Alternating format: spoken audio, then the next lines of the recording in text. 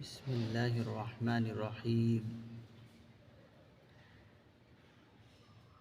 الحمد للہ وکفی وسلام علی عباده الذین اصطفى اما بعد فإن خیر الحدیث کتاب اللہ وخیر الہدی ہدی محمد صلی اللہ علیہ وسلم وشر الأمور محدثاتها وكل محدثة بدعة وكل بدعة ضلالة وكل ضلالة في النار فقد قال الله تبارك وتعالى في القرآن المجيد والفرقان الحميد فأعوذ بالله من الشيطان الرجيم بسم الله الرحمن الرحيم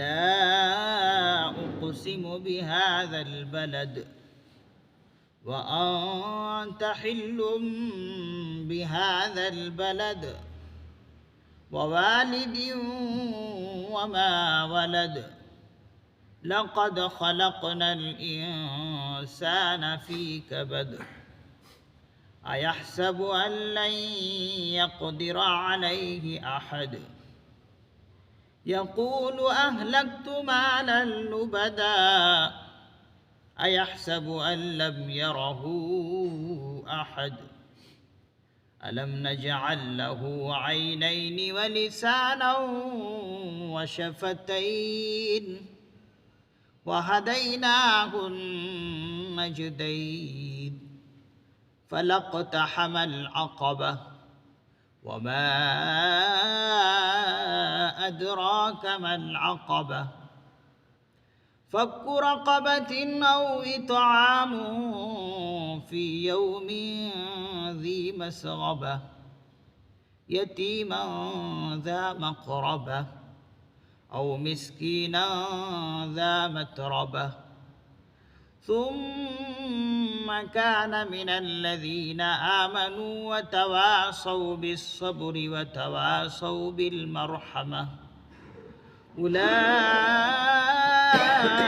أصحاب الميمنة والذين كفروا بآياتنا هم أصحاب المشأمة عليهم نار مؤصدة صدق اللہ العظیم۔ سورة البلد مکیہ وہی 20 آیہ۔ یہ سورہ بلد ہے، مکے میں نازل ہوئی ہے۔ اس سورہ میں 20 آیتیں ہیں۔ یہ سورہ قرآن کریم میں 90 نمبر پر ہے، 90 نمبر کی یہ سورہ ہے قرآن کریم کی ترتیب میں۔ بسم اللہ الرحمن الرحیم، شروع اللہ کے نام سے جو بے حد مہربان نہایت رحم والے ہیں۔ لا اقسم بهذا البلد وانت حل بهذا البلد، میں قسم کھاتا ہوں اس شہر کی، وانت حل بهذا البلد، اور آپ اس شہر میں مقیم ہیں، ووالد وما ولد، اور قسم ہے باپ کی، وما ولد، اور اس کی اولاد کی۔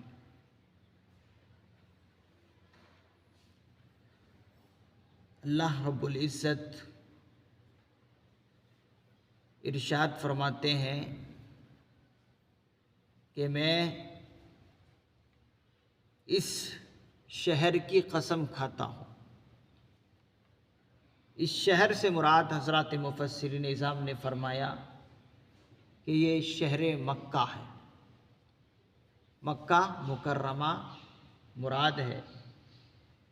اس شہر کی اللہ رب العزت نے قسم کھائی۔ کیوں قسم کھائی؟ مفسرین اعظام نے فرمایا کہ یہ شہر مکہ پوری دنیا کے شہروں میں سب سے زیادہ مقدس ہے۔ مکۃ المکرمہ ساری دنیا کی شہروں سے سب سے زیادہ مقدس اور محترم ہے اللہ کے نزدیک۔ پھر ساتھ ہی ساتھ جس طریقے سے یہ شہر تمام شہر میں افضل ترین شہر ہے، اسی طریقے سے تمام نبیوں میں افضل ترین نبی اس شہر میں مقیم ہے۔ تو یہ شہر اللہ کے نزدیک محترم اور مقدس ہے، اور اللہ کے نبی پاک صلی اللہ علیہ وسلم کی مقیم ہونا اور بھی اس کے مقدس میں اضافہ کر دیتا ہے کہ اس میں سب سے افضل ترین نبی جو تمام نبیوں کے سردار ہے، یہ اس میں مقیم ہے اور اس میں پیدا کیے گئے ہیں، تو اس کے مقدس میں اور اضافہ ہو، اس لیے اللہ رب العزت نے قسم کھائی۔ یہ لا جو لا اقسم اللہ رب العزت نے فرمایا، مفسرین اعظام نے لکھا ہے کہ یہ جو لا ہے، ہر جگہ لا کا معنی نفی میں نہیں آتا، نہیں کے معنی میں نہیں آتا، بلکہ عرب کے محاورے میں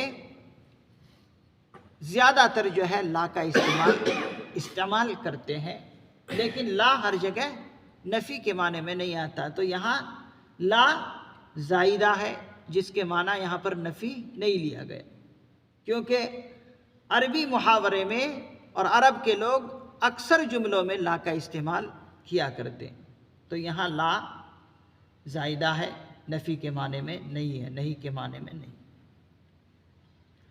وَأَنْتَ حِلٌّ بِهَذَا الْبَلَدِ، اللہ رب العزت فرما رہے ہیں کہ آپ اس شہر میں مقیم ہیں۔ حلٌ کے معنی آتا ہے ایک مقیم ہونا، اور ایک معنی ہے اس کا کہ آپ کو اس شہر میں لڑائی حلال ہونے والی ہے۔ اس کا ایک دوسرا ترجمہ یہ ہوا، ایک ترجمہ یہ ہوا کہ آپ اس شہر میں مقیم ہیں، یعنی آپ کی ولادت یہی ہوئی، آپ پیدا یہی ہوئے، اور آپ یہی اقامت کیے 40 سال تک۔ آپ جب نبی نہیں بنائے گئے تھے وہیں پر رہے، تو ایک معنی مقیم کے ہے حلٌ۔ دوسرا معنی ہے کہ آپ کو اس شہر میں لڑائی حلال ہونے والی ہے، اور ایسے ہی ہوا کہ فتح مکہ کے موقع پر اس حرم مکہ کے اندر ایک دن کے لیے اللہ رب العزت نے اس کے حرم کو اٹھا لی، یعنی اس دن لڑائی حلال کر دی۔ جس دن مکہ فتح ہوا تھا اس دن اللہ نے اس شہر کے اندر لڑائی کو آپ کے لیے جائز قرار دے دیا تھا۔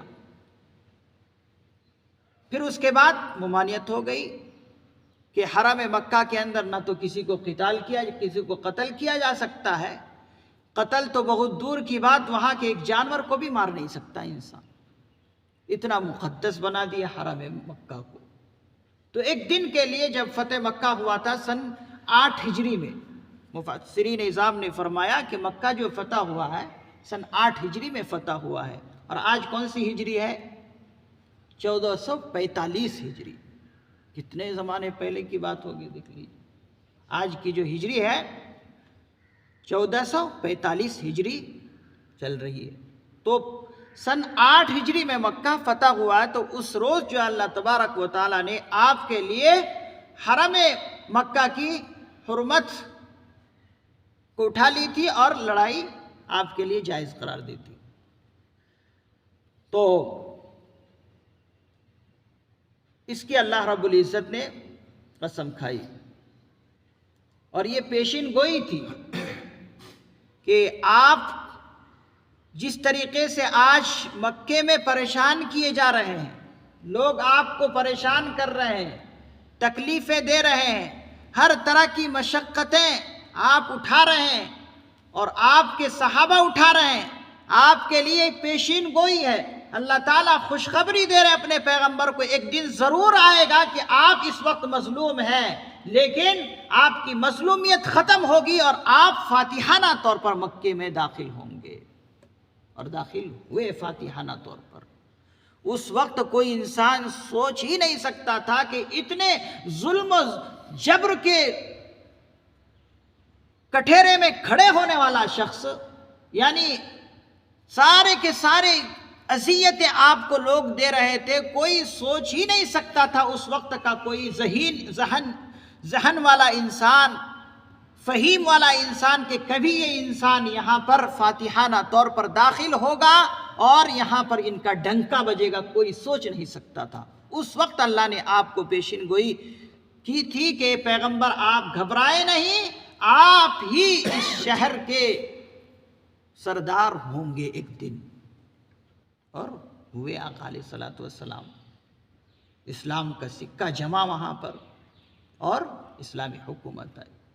تو یہ پیشین گوئی تھی اللہ کی، اور صحابہ کو بھی اور آقا علیہ الصلوۃ والسلام کو تسلی بھی تھی، اور اللہ نے وہ پیشین گوئی ہو بہو پوری کر دی۔ اور شہر مکہ جو مقدس ہے، اس میں اس بات کی طرف بھی اشارہ اللہ نے کیا ہے کہ یہ شہر مقدس ہے۔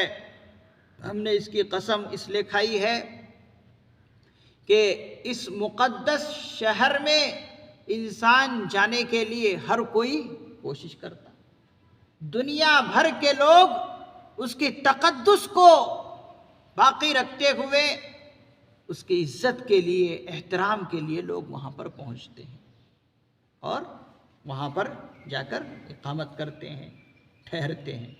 تو اس کی اللہ رب العزت نے قسم کھائی۔ اور ووالد وما ولد، اور قسم ہے باپ کی اور اس کی اولاد کی۔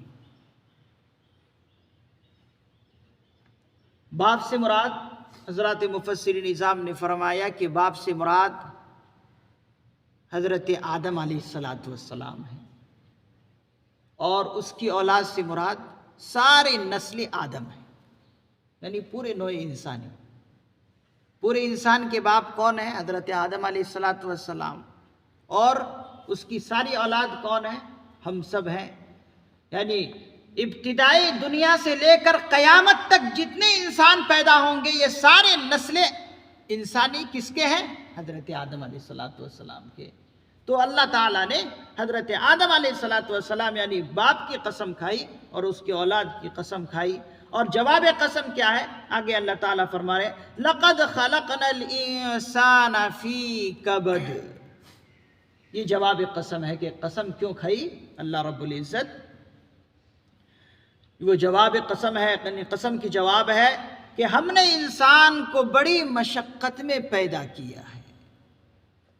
ہم نے انسان کو بڑی مشقت میں پیدا کیا ہے۔ کیا مطلب؟ یعنی انسان جب دنیا میں آتا ہے تو دنیا میں آنے سے پہلے ماں کے رحم میں ہے، وہاں کتنی چھوٹی سی کوٹھری میں انسان رہتا ہے، پھر اس کے بعد ماں کے رحم سے پیدا ہوتا ہے تو اس وقت پریشانی میں ہے، مشقت میں ہے، بچہ بھی کتنا تکلیف اٹھاتا ہے، ماں بھی کتنی تکلیف اٹھاتی ہے، پھر دنیا میں آنے کے بعد پریشانیوں میں گھرا رہتا ہے عمر بھر، کبھی یہ مرض لاحق ہے تو کبھی یہ پریشانی لاحق ہے، کبھی یہ دکان گر گئی تو کبھی یہ مکان ٹوٹ گیا، کبھی یہ ہوا کبھی وہ ہوا، ابھی ایک پریشانی جاتی نہیں دوسری پریشانی آتی ہے۔ یہ تمام کی تمام یہ مشکلات ہی تو ہے۔ اللہ تعالیٰ فرما رہے ہیں ہم نے انسان کو مشقت میں پیدا کیا ہے۔ پھر جب عمر بڑھ رہی ہے، اس کے بعد ایک موقع آتا ہے کہ قبر میں پہنچ جاتا ہے، قبر کے بعد پھر قبر سے اٹھنے کے بعد کی تکلیف۔ تو اللہ رب العزت فرما رہے کہ انسان یہ خیال ہی نہ کرے کہ دنیا میں رہے اور اسے کوئی مشقت ہی نہ ہو، پریشانی تو آئے گی ہی آئے گی۔ ہم نے پیدا ہی انسان کو مشقت میں کیا کہ اس کی پریشانی ہے ہی دنیا میں۔ اگر پریشانی نہیں لینا ہے، اگر چین اور سکون کی کہیں زندگی ملے گی تو وہ دنیا میں نہیں، وہ جنت میں ملے گی۔ آرام اور سکون کی زندگی اگر کہیں ہے نصیب انسان کو تو اس کے اعمال کے نتیجے میں کہاں ہے؟ جنت میں ہے۔ تو انسان کو یہ خیال کرے کہ مجھے کچھ کرنا ہی نہ پڑے، مجھے کچھ محنت ہی نہ کرنا پڑے، یہ اس کی خام خیالی ہے، خام پلاؤ پکانا ہے۔ ایسا نہیں ہو سکتا، پریشانی تو آئے گی آئے گی۔ تو اسی کو بتایا، یہ جواب قسم ہے کہ ہم نے انسان کو مشقت میں پیدا کیا ہے۔ خود مکۃ المکرمہ یہ جو مقدس شہر ہے، یہ بھی تو پریشانی کے بعد ہی مقدس بنا ہے۔ وہاں کے مسلمان کتنی تکلیف میں رہے، کتنی پریشانیاں جھیلی ہے، تب جا کر جو ہے اتنا مقدس بنا۔ اور صحابہ اور آقا علیہ الصلوۃ والسلام کی تکلیفیں کیا کم ہیں؟ کتنی تکلیفیں انہوں نے جھیلی ہے۔ تو یہ تمام کی تمام چیزیں اللہ رب العزت قسم کھا کر فرما رہے ہیں کہ ہم نے انسان کو بڑی مشقت میں پیدا کیا۔ أَيَحْسَبُ أَن لَّن يَقْدِرَ عَلَيْهِ أَحَدٌ، کیا وہ خیال کرتا ہے، کیا گمان کرتا ہے کہ اس پر کسی کا بس نہیں چلے گا؟ أَن لَّن يَقْدِرَ عَلَيْهِ أَحَدٌ، کیا انسان خیال کرتا ہے کہ اس پر کسی کا بس نہیں چلے گا؟ کیا کسی کی داروگیر نہیں ہوگی؟ انسان نے یہ خیال کر لیا ہے کہ اس کو کوئی ہرا نہیں سکتا، اس کو کوئی عاجز نہیں کر سکتا۔ انسان اتنا بڑا فخر میں چور چور ہو گیا کہ اس کو کوئی ہرا نہیں سکتا۔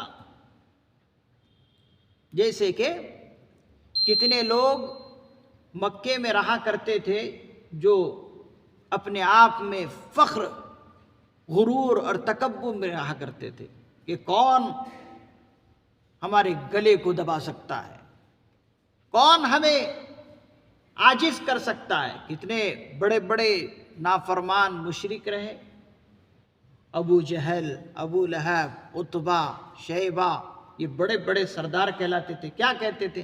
ہمیں کون ہرا سکتا ہے، ہمیں کون یہاں سے مار سکتا ہے، کون ہمیں عاجز کر سکتا ہے؟ تو اللہ تعالیٰ کہہ رہے ہیں کیا وہ خیال کرتا ہے کہ اس پر کسی کا بس نہیں چلے گا، داروگیر نہیں ہوگی؟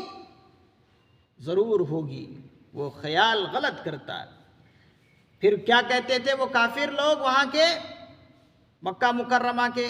کہتے تھے یقول اہلکت مالا لبدا، اور وہ کہتا ہے کہ میں نے اتنا وافر مال خرچ کر ڈالا ہے، یعنی ڈھیروں مال میں نے خرچ کر ڈالا ہے۔ اور مال خرچ کرنے کے بعد گویا کہ فخر کے انداز میں کہہ رہا ہے کہ میں نے مال خرچ کیا ہے اور ہم مال جتنا بھی خرچ کریں ہمارا کم نہیں ہوگا۔ مکے کے سردار اس طرح کہا کرتے تھے، اور فخریہ انداز میں کیا کہتے تھے؟ ہم نے جو یہ مال خرچ کیا ہے یہ نبی کی مخالفت میں کیا ہے، ہمیں اس لیے اس میں کوئی جو ہے پریشانی نہیں ہے، ہم نے ان کی مخالفت میں ڈھیر مال خرچ کر ڈالا ہے۔ تو اللہ تعالیٰ آگے پوچھتے ہیں تم نے جو یہ کوئی کام کیا، کوئی اچھا کام کیا کہ ایک نبی کی مخالفت میں، اسلام کی مخالفت میں کام کیا اور ڈھیر سارے مال خرچ کر ڈالے، تو بہت بڑے ہو گئے۔ اللہ تعالیٰ پوچھتے ہیں اَيَحْسَبُ أَن لَّمْ يَرَهُ أَحَدٌ، کیا وہ انسان خیال کرتا ہے کہ اس کو کسی نے دیکھا نہیں کہ کس چیز کے لیے تو نے خرچ کیا ہے یہ مال و دولت؟ فخر کے لیے نا، کہ میرے سے بڑا، ہم سے بڑے کون ہے، ہم نے اسلام کی مخالفت میں مال خرچ کیا ہے، نبی کی مخالفت میں مال خرچ کیا ہے۔ کس مقصد کے لیے خرچ کیا ہے اللہ رب العزت بہت بہتر طریقے سے جانتے ہیں۔ تمہارے مقصد سے اللہ رب العزت واقف ہے، کیا کیا دل میں چھپا کر تم نے مال خرچ کیا ہے اللہ تعالیٰ جانتے ہیں، اور اللہ نے دیکھا ہے۔ یہ نہ سمجھنا کہ تمہیں کسی نے دیکھا ہی نہیں، نبی کی مخالفت کیے، قرآن کی مخالفت میں بڑی بڑی میٹنگیں کیے تو کسی نے دیکھا نہیں، دیکھ لیے اللہ رب العزت۔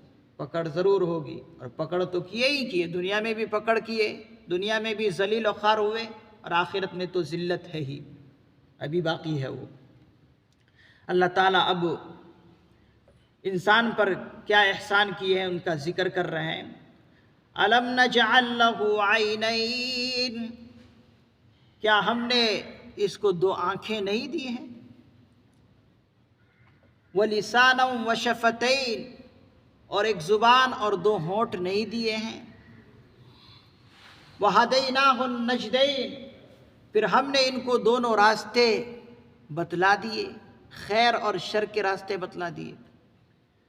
اللہ رب العزت نے خصوصی طور پر دونوں آنکھوں کا ذکر کیا اور ایک زبان اور دو ہونٹوں کا ذکر کیا۔ خصوصی طور پر ان کا ذکر کیوں کیا؟ حضرات مفسرین نظام فرماتے ہیں یہ جو دو آنکھ ہے یہ بہت بڑی نعمت ہے۔ دنیا کی کوئی چیز دیکھنے کے لیے اگر کسی چیز کی ضرورت ہے تو وہ آنکھوں کی ضرورت ہے۔ دنیا کے اندر کتنی ہی خوبصورت چیز پڑی ہوئی کیوں نہ ہو، سامنے کتنی ہی بہترین چیز پڑی ہوئی کیوں نہ ہو، اگر آنکھ نہیں تو اس کی سامنے پڑی ہوئی چیز کی کوئی اہمیت نہیں۔ تو اس کے دیکھنے کے لیے اللہ نے دو آنکھیں دی ہے، اور یہ آنکھ ہی کی وجہ سے دنیا کی خوشنما چیزیں ہی دیکھتا ہے، کیسی کیسی چیزیں وہ اپنی آنکھوں سے دیکھتا ہے۔ تو یہ کتنی بڑی نعمت ہے۔ اور ان آنکھوں کی حفاظت کے لیے بھی اللہ نے کیسے کیسے عجیب انداز اپنائے۔ مفسرین نظام فرماتے ہیں کہ ان آنکھوں کی حفاظت کے لیے اوپر کا جو حصہ یہ بنایا ہے ہڈیوں سے بالکل مضبوط کر دیا ہے، پھر اس کے نیچے اللہ نے یہ پلکیں رکھ دی، پھر اس کے آنکھوں کی اور زیادہ حفاظت کے لیے کہ کوئی چیز اندر نہ جائے بھوؤں کو رکھ دیے کہ فوراً کوئی چیز اگر پڑنے والی ہو تو یہ بھوئیں اس چیز کو روک لیتی ہے۔ اگر اوپر سے کوئی چیز گرنے والی ہے تو یہ اللہ نے یہ ہڈیاں مضبوط یہاں کی بنا دی کہ فوراً یہ لگے اور یہ بچ جائے۔ پھر اللہ نے نیچے کا حصہ دیکھیں کس انداز سے بنایا، اس کی حفاظت کے لیے یہ جو حصہ ہے اس کو مضبوط کر دیا کہ کہیں اگر نیچے انسان کا چہرہ لگے تو فوراً اس پر لگے آنکھ محفوظ ہو جائے۔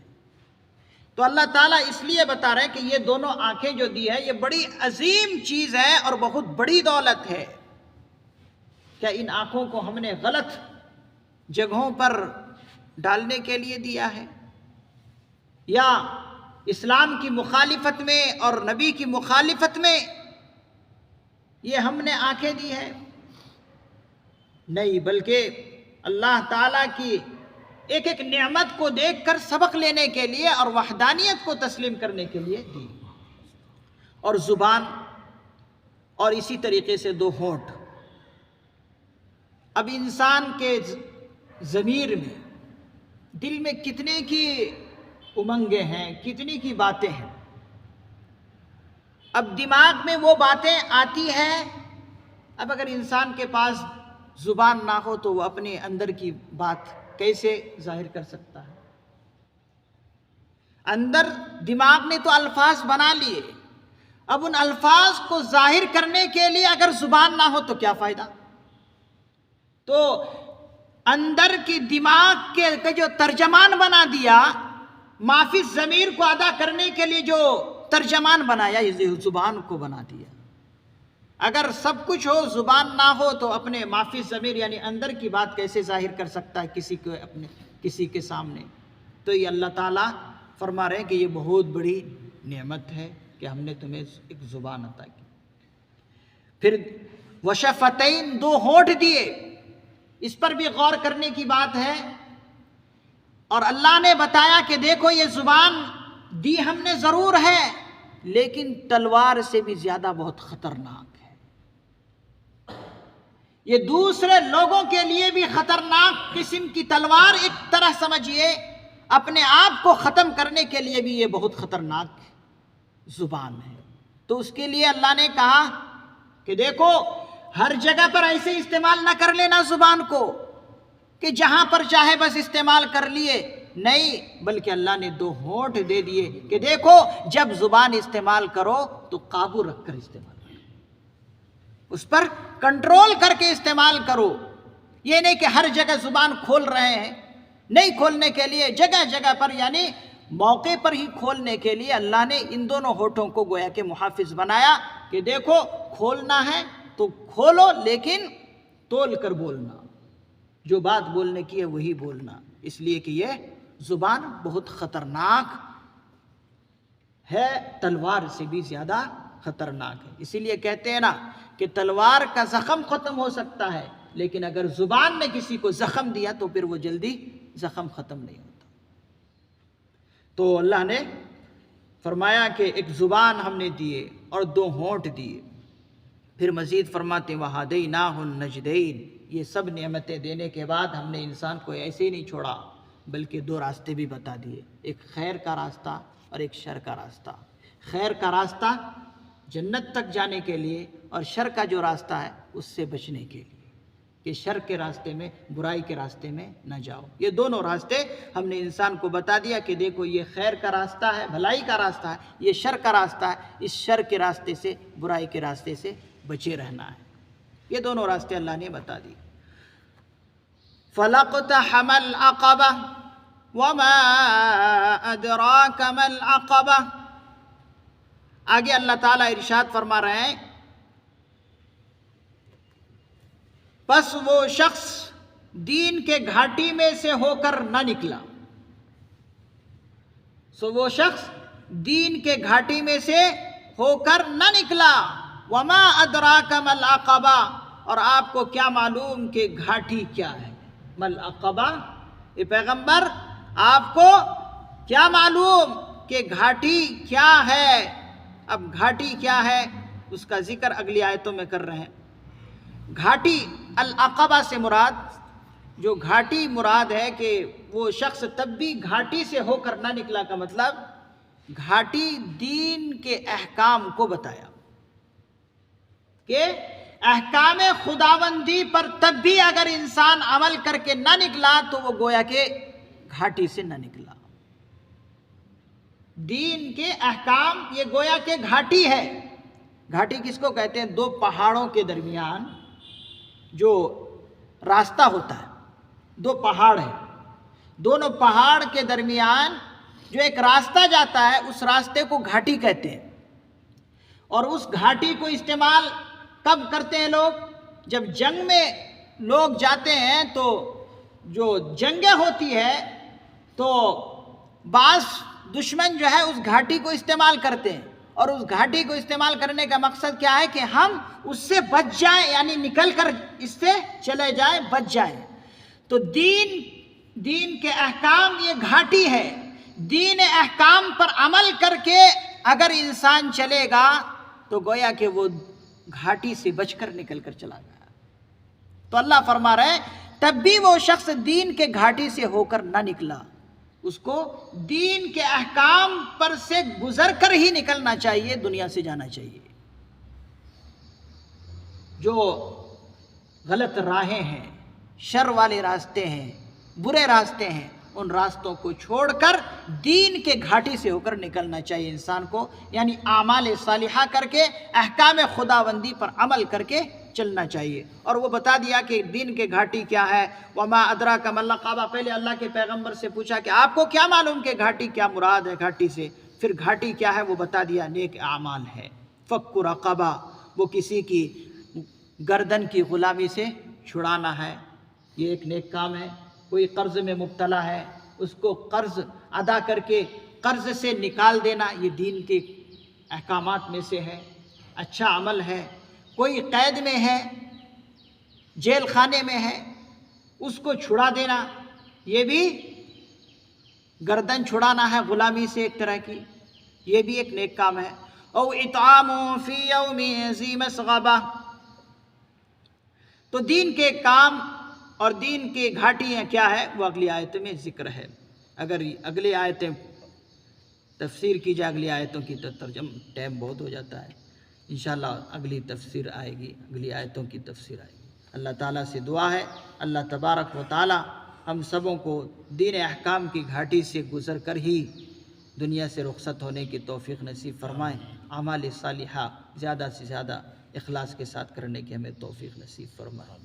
سبحان اللہ و بحمدہ، سبحانک اللہم و بحمدک، ونشہد ان لا الہ الا انت، ونستغفرک ونتوب الیک۔